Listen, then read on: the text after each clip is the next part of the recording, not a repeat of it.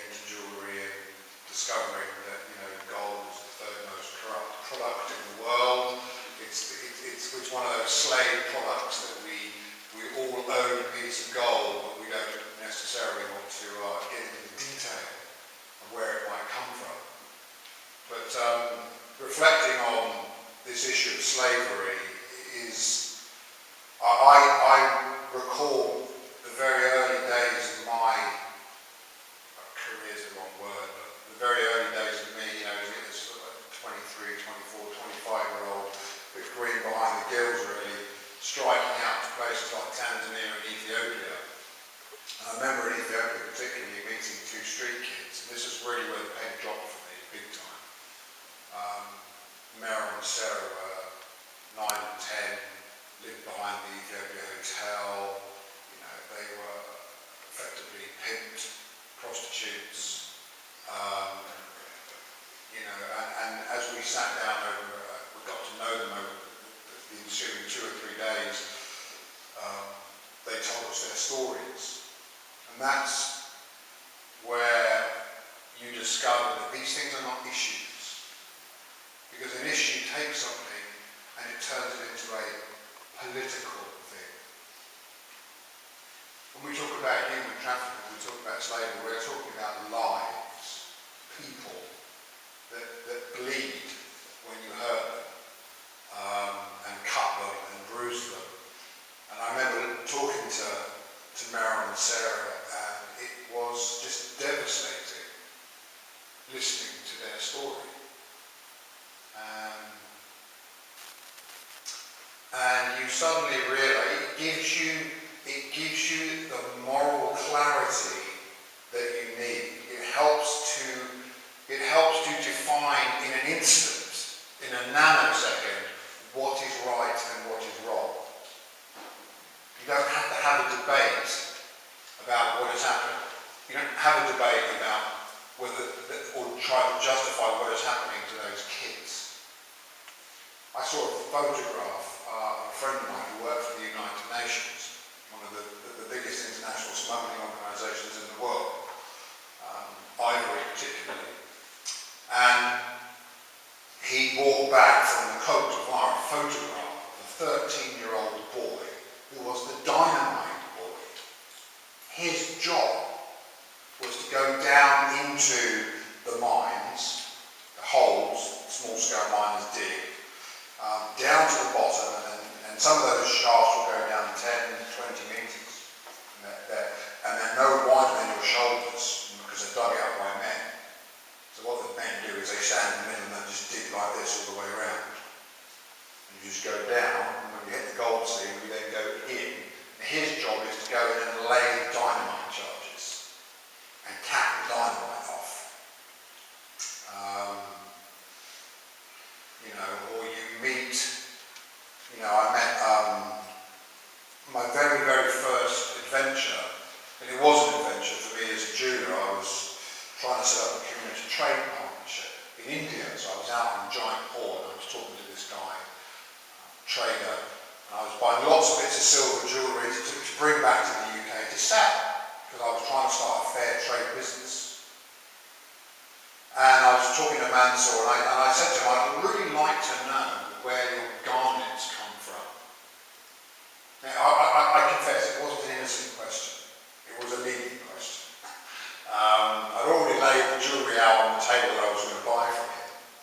And it was £5,000 or £6,000 worth. So it wasn't a huge amount of money in real terms. I mean, jewellers can spend that with, triple zeros on the end in one hit. But it was £5,000 or £6,000 worth of jewellery, and I just appealed very basically to his common sense of greed. If you want this, you've got to take it to where the garments come from. So after 3 days of prevaricating, the car turns up, and off into the desert we go. And it was a 4-hour drive into the Rajasthani desert, crazy drive, avoiding. I understand if you believe in karma, as many Indian people do, you do understand why they don't really care what's going to happen when they're driving a car.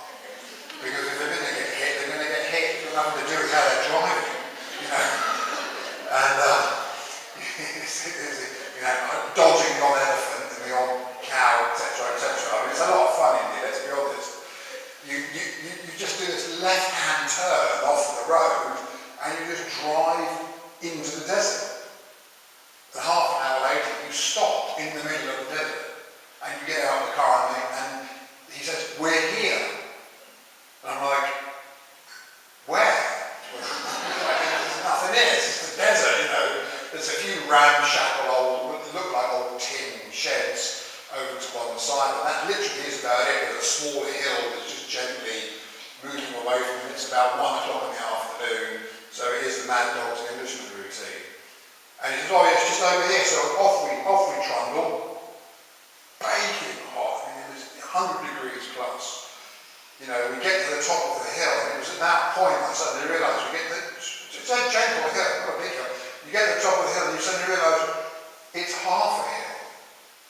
The other half of the hill's gone. It's been mined out. And it's been mined. At the bottom of this half a hill are women and children with very, very rudimentary picks and hand tools, chipping away at the garnet crystals in the rock. And I'm thinking to myself, I appreciate I'm in a convent, so I have to be careful how I phrase this. Gosh, that's really not very good, is it? You just think, this is horror on horrors. It was like one of the 4 riders of the apocalypse that turned up, death riding on, a heat wave. And you're like, this is crazy. By this time it's getting unbearable, so me and my friend Christian turn around and heading back to the car, and as we're walking, I feel a tug on my shoulder, on my elbow, sorry. It's this old lady. There's something about when old skin, there's something about the thinness of it which always captures my attention. It's like it's getting so thin, all of a sudden they're just going to evaporate into another place. And it's very captivating. It really captures your attention quite quickly. And she dragged me to one side, sat me down, and started babbling away at me in her language. Of course, I didn't understand what she was saying, so we stopped her. The interpreter gets involved. And she goes on to explain. She's a grandmother, she's got a daughter, grandchildren. And they all work in this garment mine. And they owe money. 3 generations have worked in the mine, starting with her. And the debt has been accumulating over those 3 generations. They're never going to get out of debt within their own framework. They are paid a pittance of a rupee for a day's work because they are in the middle of nowhere. They have no way of getting out to anywhere. We are in the middle of the desert. There is no water pipe because the previous mine owner had blown the water pipe up when he sold it on to the new guy. So the current mine owner ships the food in, and he ships the water, which he charges them for. He charges them interest on 3 generations worth of debt. And those tin shacks, which I mentioned earlier, that's where they lived, and they paid rent on that as well. And and they produce these stones, which then get transported back up to Jaipur, and they get cut and polished in little upper rooms by tiny fingers, because tiny fingers make tiny facets, child labour.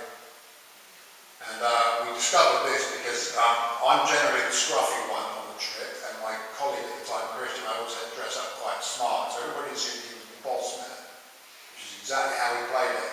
So while all the business guys are focusing on Christian the boss man, and he's talking lots of numbers and dollar bills and all those sorts of things which captivate businessmen. Who love talking about extra zeros on transactions. They think it really improved their libido or something. I've never quite worked it out. But the more zeros on the transaction, the better it is. I'm dawdling back, going into all those rooms which says private, staff only. Do not disturb, no admittance, and in you go, and then you see it. Rows of kids. All the silicosis that's just coming off the stone, which they're breathing in, which is a great way of shredding your lungs very quickly. And that ends up in a piece of jewellery, which ends up being sold in Western markets, North America, Europe, British markets, as ethnic crafts, stroke fair trade. That was 1999. And it was in that moment I realised that when it comes to understanding slavery, it's an economic thing. It's all about the money. That's why people do it. It's about what kind of financial return can I get from exploiting this commodity. That's what international slavery is. It's the commodification of the human person. It relegates people to a number and a service to be sold or exploited. And for me, the moral clarity, as a jeweler, I suddenly saw I have to be able to look my customer in the eye and know where my products come from. Otherwise, how can I claim the big price tag on them? How can I justify it? If you're going to wander down the aisle and exchange 2 gold wedding rings, how do you know that the gold in that ring hasn't come from some sort of exploitative source unless you have full disclosure, traceability and transparency on the supply chain? In my profession, that's a heresy. It's an absolute heresy. Because the one thing a jeweler will never do is disclose source. Why? Because he or she doesn't know. Why? Because the system is set up not to disclose. Why? Because of the 3 most corrupt products in the world, oil and gas is number 1. I can tell you some great stories about oil and gas, but I won't. Diamonds are number 2. Gold is number 3. So I get to work in 2 of the top 3 corrupted products on the planet. Aren't I lucky? Which is why the fair trade imperative, economic justice for the poor, righteous trading, we can use the theological language, we can use the secular business language, we can use any language we like, but effectively a fully transparent traceable supply chain is critical. The ILO reckon there's about 1 to 1.5 million children in Africa alone directly associated with mining. It is a hidden... when you go into a jewellery shop, let's be honest, how many people in their heads walk into a jewellery shop and ask the question, where does this come from? You might do that for your tea, or your coffee, or your clothes, or Fashion Revolution week next week. Know your supply chain, what trainers you're going to buy, local food store. Our culture has ingratiated itself into asking questions around those commodities, but for some reason, the luxury market, we get so seduced by it, we forget to ask the question. And if there's one thing we must do, is, as it's already been said, is ask the question. Interrogate. I got thrown out of school for asking the question, why? Valerio, you're uneducatable. Goodbye. You're a natural born troublemaker. You know, for goodness sake, just make trouble for the right reasons. Best bit of career advice I've ever had. I refuse to work with anybody that hasn't been thrown out of something. Because you can't trust them. You can't trust somebody who hasn't been thrown out of something, because if they haven't been thrown out of something, it probably means they're prepared to compromise their principles. Let's be honest. Particularly now, when apparently campaigning is ticking like on Facebook, we desperately need people, men and women, who are principled enough to stick 2 fingers up at the system and say, no, it's got to change. And not prepared to compromise on the altar of political expediency because it makes me feel better because I get a platform.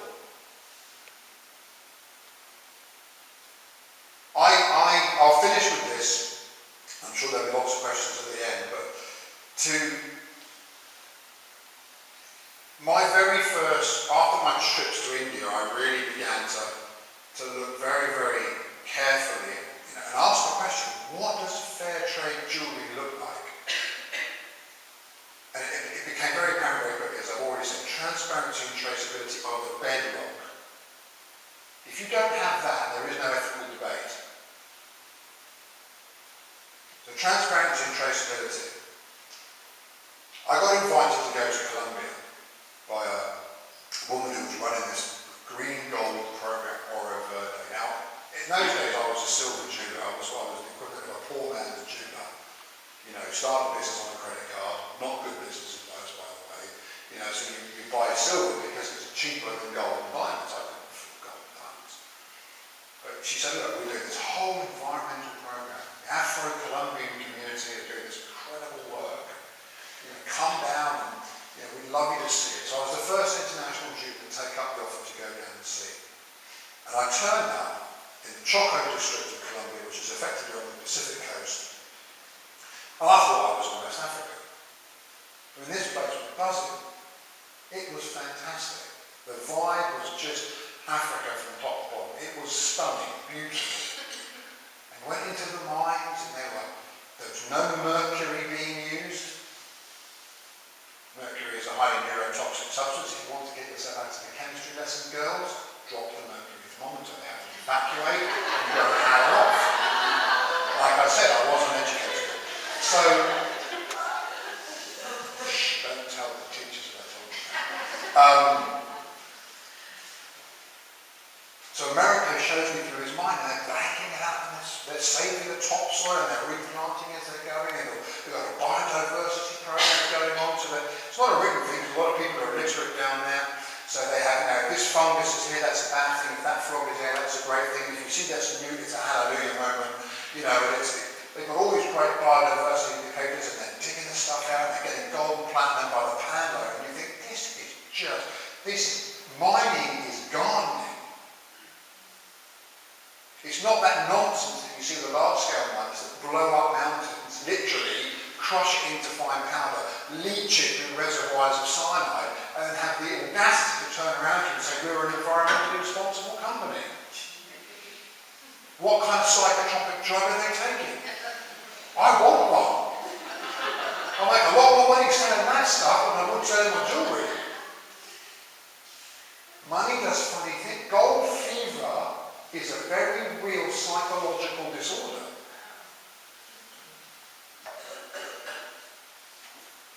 Americo was the 4th generation of a slave. brought by the Spanish to work the gold mines. He had lost his language, his culture, his homeland, but he hadn't lost his dignity.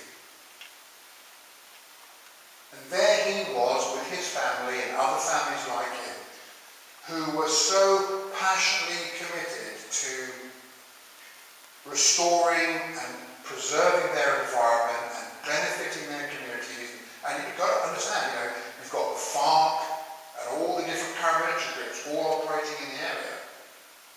This is not, an Eden. It looks like it, but there's guns all over the place. All these people being exploited by the paramilitaries, and they are just gently, forcefully at the same time, with real purpose, workers, and that is the redemptive power that became what we now call Fairtrade Gold, where there's a leaflet about it at the back there. And you know what, behind that community, this is what I hope to finish with this, because it's appropriate to do so in a convent school, there were two nuns who had faithfully prayed for that community for 20 years.